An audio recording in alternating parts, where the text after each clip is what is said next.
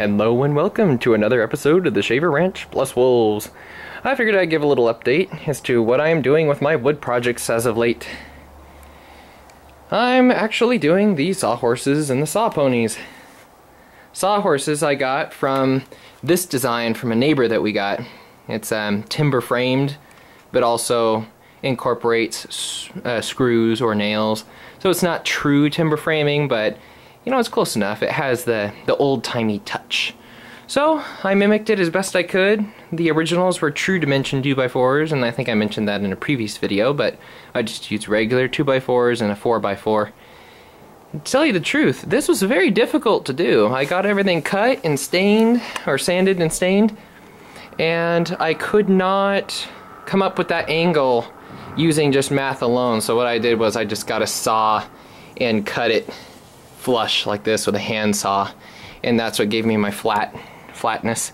But I couldn't do that with the legs, so I had to come up with a help, and the one who helped you was my father. I'm good for something occasionally. Woohoo! So that's my dad is the one who came up with the angle for that, and I'm doing it like this. If that'll focus, I've got all my markings done. And that is not focusing, but I'm using one of these guys, and it was 15 degrees, but you have to subtract 15 degrees by 90, or subtract 15 out of 90, and go on the outside angle. This camera does not have a good zoom, so I'm zoomed out as far as I can, but this is basically what I'm doing. You put this flush up against here, and you get your angle, and then you mark it.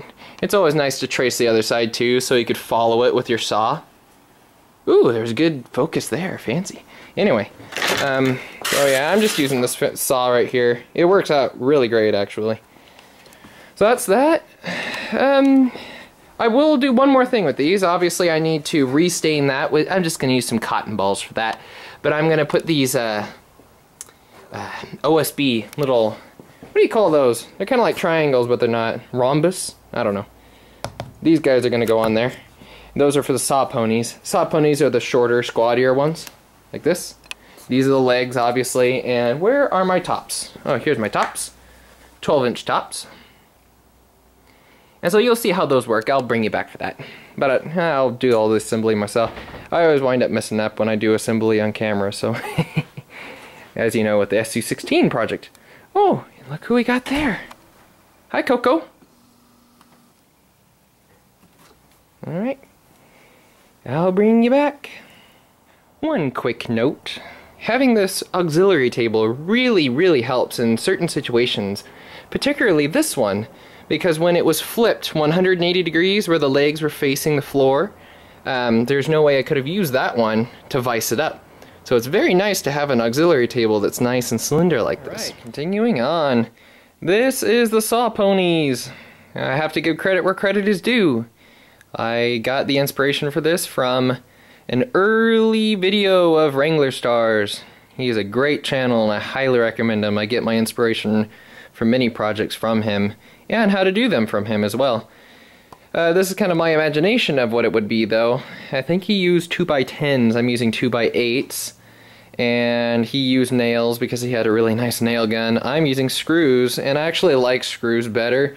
I know they're more expensive, but they just... the physics behind them, they just hold better, I think. Oh, I love the idea of screws. But as you can see, they're kind of just in there. The dimensions are given in his video, so if you want to know how to build them exactly, go to his video, and I highly recommend it. He's just a great channel. And these are cut at a 7 degree, just for good looks. And so you got a 12-inch reveal. They stand up like this. Just like that. See, and there's your base. That is sturdy. That is solid as a rock. And look, it's flat. Perfect. Perfect. So yeah, I'm very pleased with this. You could even use it as a stool if you wanted to. So I'm going to make 1, 2, 3, 3 more. 3 more. And we will be done. So I think that's all for now. See you later. If you like these videos, please like and share them and subscribe for more. Have a good day. And one more quick thing.